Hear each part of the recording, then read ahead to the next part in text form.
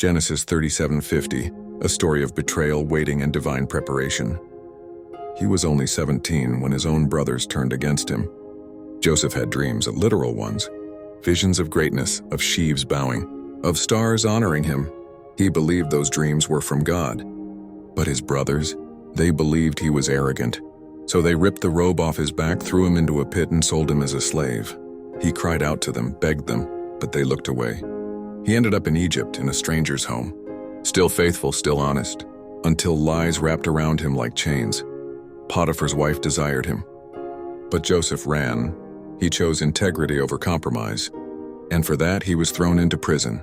He had done everything right, yet everything still went wrong. In that dark cell, years passed. He helped others, interpreted dreams for prisoners. One of them promised to remember him, but forgot him the moment he was free.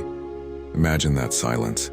Imagine knowing you had a God-given dream, but now it's buried under years of betrayal, injustice, and being forgotten. Joseph could have quit, grown bitter, blamed God, but he didn't. He waited, he trusted. He remained faithful, even in chains. And one day, the door opened. Pharaoh had a dream no one could explain. Someone remembered Joseph.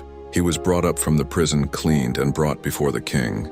In a moment, God moved him from the pit to the palace. Joseph interpreted the dream, warned of a coming famine, and was made ruler over all of Egypt, second only to Pharaoh.